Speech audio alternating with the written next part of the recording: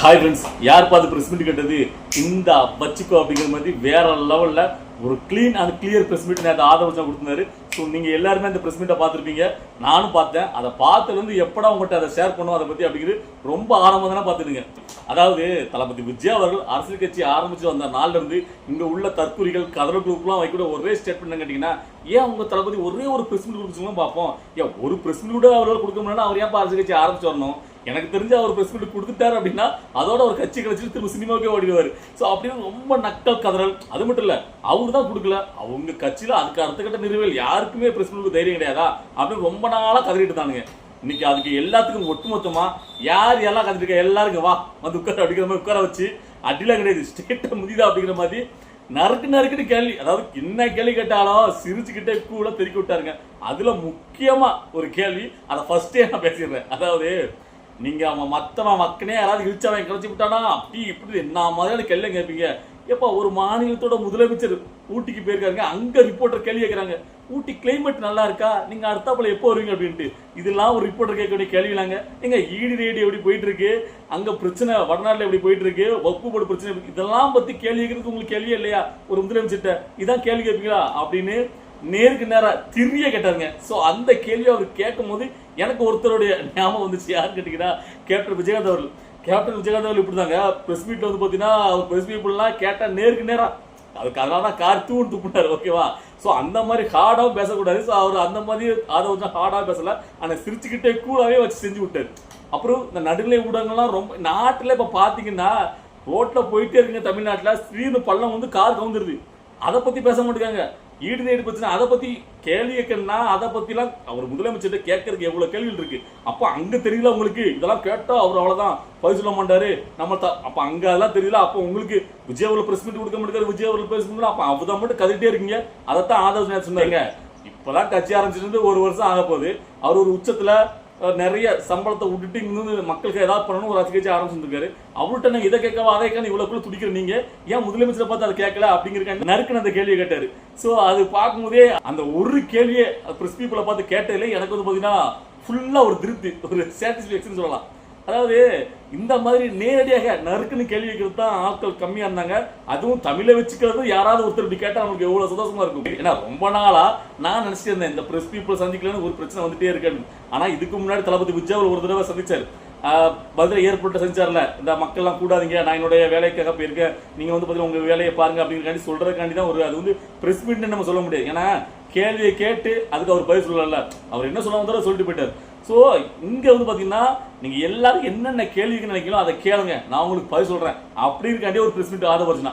So அவருடைய பாணியிலே, அதாவது ஆதரவர்ஜன் எப்பவுமே மேடைகளை பேசும்போது நம்ம பார்த்துக்கோம்ல, எதிரடிகளை வந்து பார்த்தீங்கன்னா நேரடியா நெஞ்சுக்கு நேராக கேட்குற மாதிரி தான் கேட்பாரு. ஸோ அவருடைய ஸ்டைல இன்னைக்கு வந்து பாத்தீங்கன்னா இவ்வளவு பேர் சுத்தி இருந்து மாத்தி மாத்தி கேள்வி கேட்கறாங்க, பெருசா இவங்க என்ன கேள்வியே வச்சு கேட்டுருவாங்க அப்படின்னு தெனாவட்லயே. அதுவும் கோவப்படல, நிதானமா கையில பேப்பர் எழுதி வைக்கல, பேனா வைக்கல, எதுவுமே குறிப்பில் எடுக்காம கேளுங்க உங்களுக்கு என்ன பதில் வேணும் அப்படின்னு சொல்லிட்டு அதுக்கு அந்த ஒரு கெத்த ஒரு பதில் சொன்னார்ல, அந்த ஸ்டைலே எனக்கு பிடிச்சிருந்துச்சு. ஸோ அதுல இன்னும் முக்கியமா சொல்லணும்னா, அதாவது பத்திரிகையாளரை பார்த்து நாம என்னென்னலாம் கேள்விகளை கேட்கணும், இவங்க கேள்வி கேட்டால் அதுக்கு எப்படிலாம் பதில் கொடுக்கணும் நம்ம நினைப்போமோ அதே மாதிரி அதே ஒரு சாதாரண எளிய நடையிலேயே ஆதரவு வந்து பார்த்தீங்கன்னா அதுக்கு திருப்பி பதில் கொடுத்திருந்தாரு.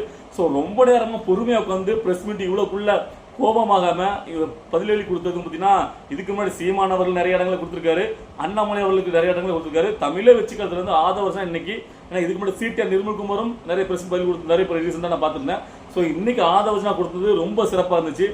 இதே மாதிரி அடுத்தடுத்தாப்புல தொடர்ந்து இந்த மாதிரி பிரஸ் மீட்டுகளை நிறைய, அதாவது தளபதி விஜய் அவர்கள் கொடுக்க முடியாட்டாலும் தமிழை வச்சுக்கிறது சைட்லேருந்து அடுத்தடுத்தாப்புல பிரஸ் மீட்டுகளை சந்திக்கணும்னு நான் எதிர்பார்க்குறேன். அதுதான் கட்சியோட ஒரு வெற்றிக்கு வந்து பார்த்தீங்கன்னா துணை நிற்கும். ஏன்னா மக்களிடையே களத்தில் பிரஸ் மீட்டை சந்திக்கும் போது தான் நம்ம வந்து பார்த்தீங்கன்னா களத்திலே நிற்கிற மாதிரி ஒரு ஃபீல் உண்டாகும்.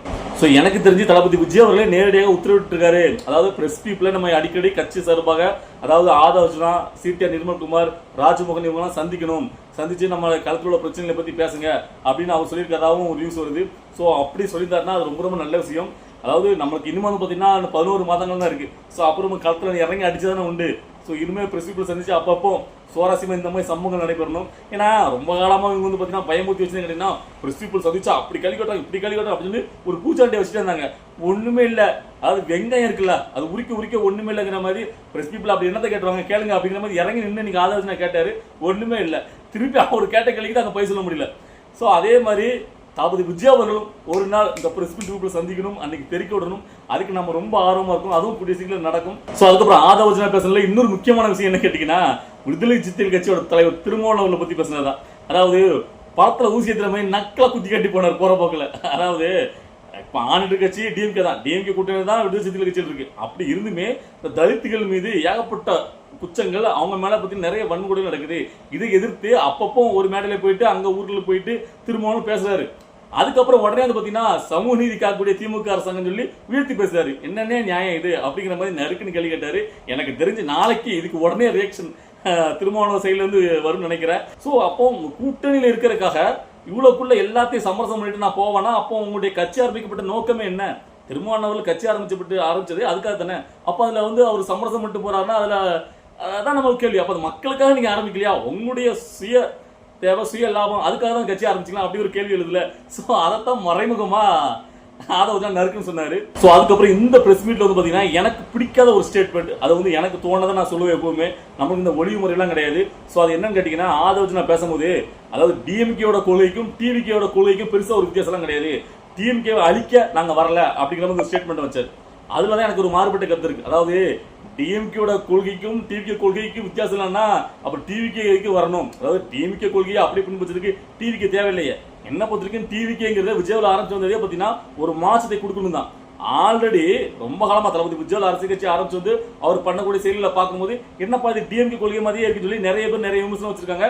நம்ம காலத்து படவே நம்மகிட்ட நேரடியே நிறைய கேட்டிருக்காங்க. என்னப்பா இது டிஎம்கே மாதிரியே சில விஷயங்களை டிவிகே பண்ணிட்டு இருக்க, விஜயவலம் பண்றாரு, இது நல்லா இருக்கு அப்படின்னு சில பேர் சொல்றதுக்கு நம்ம கேட்டுருக்கோம். ஆனா நாம என்ன நம்பிட்டு இருக்கோம் கேட்டீங்கன்னா, டிஎம்கே முற்றிலுமா அகற்றதுக்காண்டி டிவிகே வந்திருக்கு. இது புது ஒரு மாற்றத்துக்கான ஒரு சக்தி. இதை வந்து நம்ம வரவேற்கணும் அப்படின்னு தான் நம்ம சப்போர்ட் பண்ணிட்டு இருக்கோம். இன்னைக்கு ஆதவர்ஜனா என்னன்னா எல்லாரும் நல்லா பேசியிருந்தாரு. இடையில ஒரு ஒண்ணு டிவிகே கொள்கைக்கும் டிஎம்கே கொள்கைக்கும் பெரிய வித்தியாசம் கிடையாது சொன்னது வந்து பாத்தீங்கன்னா எனக்கு ஒரு பாத்தீங்கன்னா ஒரு நெருடலா இருந்துச்சு. இதை அவர் தவிர்த்திருக்கலாம். ஏன்னா புதுசா தளபதி விஜயோட மாற்றத்தை ஏற்படுத்தணும் தான் நாம விரும்புறோம். அதுக்காக நம்ம சப்போர்ட் பண்ணிருக்கோம். டிஎம்கே பண்ற அதே விஷயத்தை பண்றதுக்கு டிவிகே இருக்கு அப்படிங்கிற மாதிரி ஒரு ஸ்டேட்மெண்ட் மக்கள் மனசே தோணிடும். ஸோ அதை வந்து பார்த்தீங்கன்னா ஆதவர்ஜனா இதுக்கு அப்புறம் வரக்கூடிய நிகழ்வுல அவர் வந்து பார்த்தீங்கன்னா இதை மறுத்தா நல்லா இருக்குன்னு எனக்கு தோணுது. ஸோ இதை பார்த்துருக்க தோழர்கள் உங்களுக்கு இது எப்படி தோணுச்சு? நீங்களும் இந்த ஆதவர்ஜனா கொடுத்த அந்த பிரஸ் மீட்டை கண்டினியூவா பார்த்துருப்பீங்க. அந்த இடத்துல ஒரு இடத்துல ஆதவர்ஜனா அவர்கள் இப்படி சொன்னார், டிஎம்கேவோட கொள்கைக்கும் டிவிகேவோட கொள்கைக்கும் பெரிய வித்தியாசம் ஒன்று கிடையாது சொன்னாரு. டிஎம்கே அழிக்க நாங்கள் வரல சொன்னார். அதாவது நம்ம யாரையும் அழிக்க வரல, அதை நம்ம ஒத்துக்கலாம். நாம மக்களுக்கு நல்லது பண்ணுறதுக்காக வந்திருக்கோம். ஸோ அப்படிங்கும்போது அவங்க கொள்கையை அப்படியே நம்ம பின்பற்றி நம்ம கிடையாது.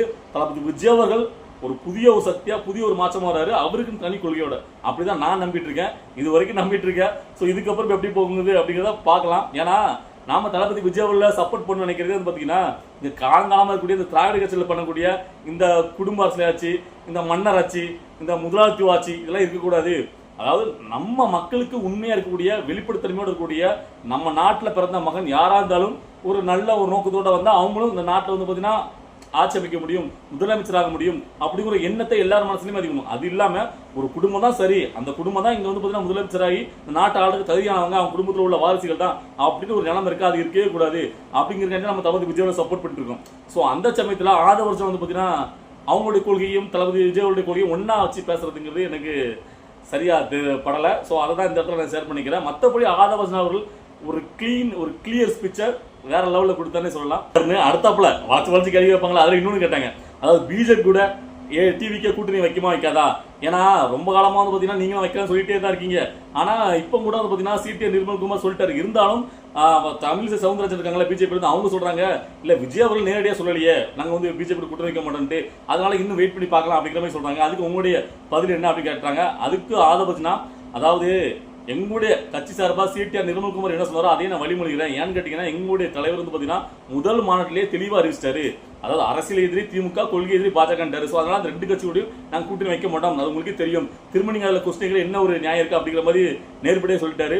ஸோ அதுக்கப்புறம் விடல அவங்க இன்னொரு கொஸ்டின் கேட்குறாங்க. அதாவது ஏடிஎம்கே மட்டும் நீங்க விமர்சனமே பண்ண மாட்டீங்க, எப்பவுமே டிஎம்கே பண்றீங்க பிஜேபி பண்றீங்க, ஏடிஎம்கே மட்டும் எது ஒரு விமர்சனம் பண்ண மாட்டீங்களா?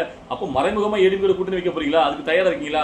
ஒருவேளை பிஜேபி இருந்து ஏடிஎம்கே பிரிஞ்சு வருதுன்னா அது கூட கூட்டணி வைப்பீங்களா அப்படி ஒரு கேள்வி கேட்டாங்க. அதுக்கும் ஒரு சரியான ஒரு பதில் சொன்னார்.